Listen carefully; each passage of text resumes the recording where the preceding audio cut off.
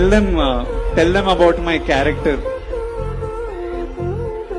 తిక్కుంటది, పిచ్చుంటది, ఎర్రుంటది. పర్లే, ఇవన్నీ ఉన్నాయి.